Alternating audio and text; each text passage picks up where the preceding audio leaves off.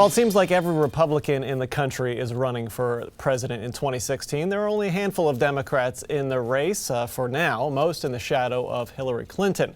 But could the Democratic side get a major shakeup? The draft Biden movement seems to be gaining steam, with more supporters riding with Biden.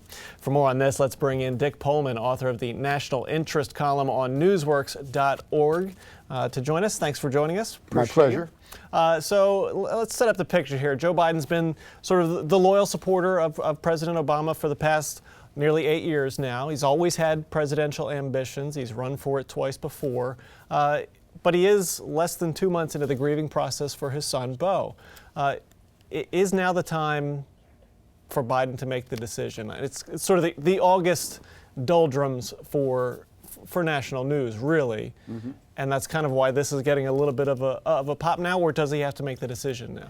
Well, certainly, if he's going to make any decision to run, he's going to have to do it as soon as possible, because we're only about 5 months away from the Iowa caucuses, and Hillary Clinton has a huge organization, and she raised $45 million in the second quarter of 2015 alone, but I think what you said before, Mark, about August being August, we're getting like some media buzz now about Biden. New York Times, Washington Post, Wall Street Journal, some other publications, and it's kind of a pinball effect. I don't know how real it is. I kind of wrote this morning that I think this story, such as it is, has the substance of cotton candy. I think there are certainly people in the Democratic Party who are not Clinton fans, so they have an interest perhaps in talking up an alternative. And there are also people in the party who panic easily. People were panicking about Barack Obama up until the moment he took the nomination in 2008. So they're worried about the email story. They're worried about the fact that some people in the polls say they can't trust Hillary.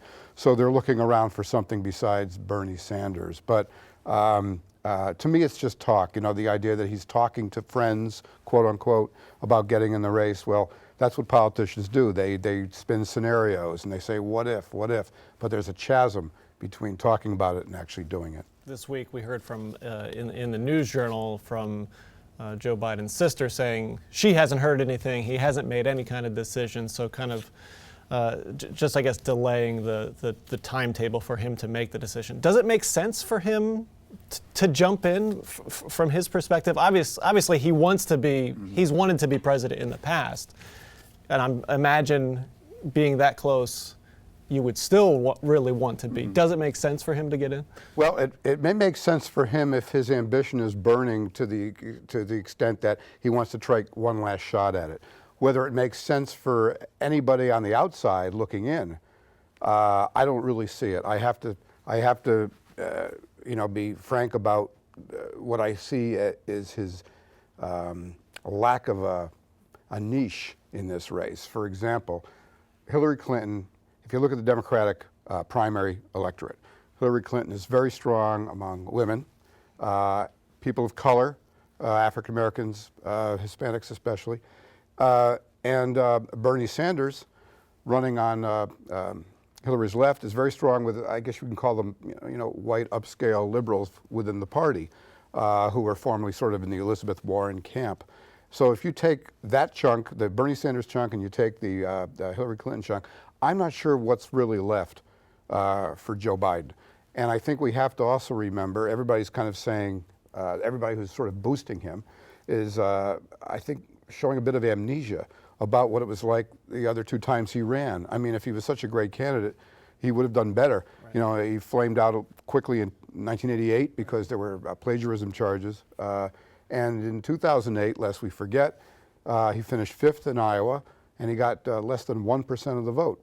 And so if he was so strong, I think he would have run stronger then. And I also don't think, here's the other reason I don't think it makes sense. He's been loyal to President Obama. He's the vice president. President Obama has not given any indication publicly whatsoever that he has any interest in seeing Joe Biden run for president challenging Hillary Clinton.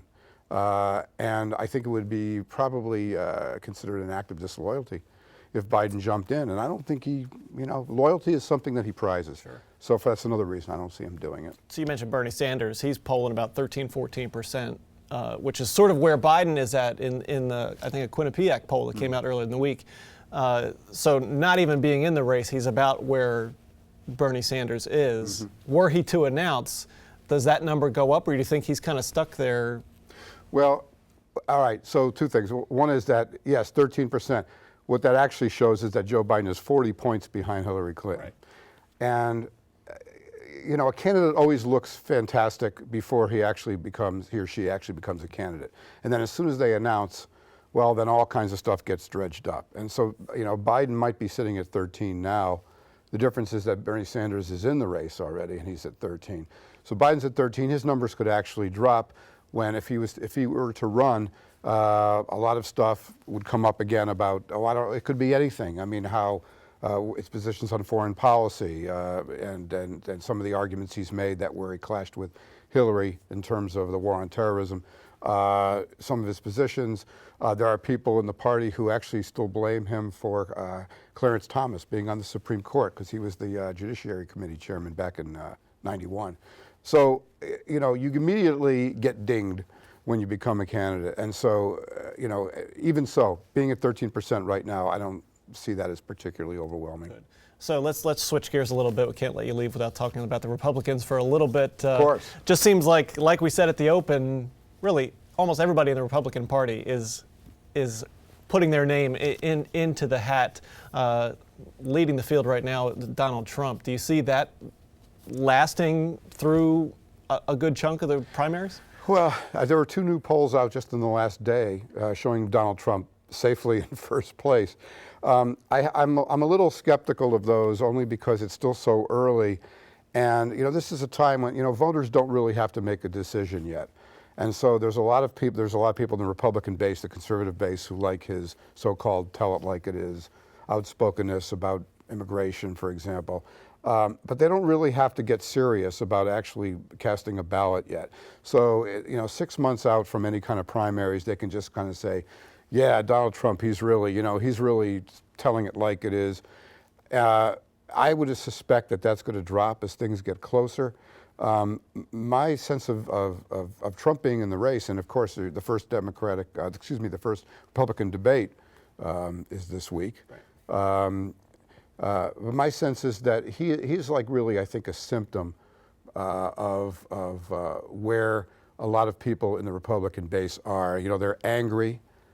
They're angry at their own Republican establishment politicians, John Boehner and Mitch McConnell and the people in Congress who, you know, from their attitude, they say, well, we won the Senate and the House in 2014, and it looks still like to them that President Obama is running rampant and doing what he wants with executive orders and things. So, you know, so they're mad. So, you know, Trump, he kind of breaks the mold. You know, he doesn't talk like a politician, doesn't come across like one.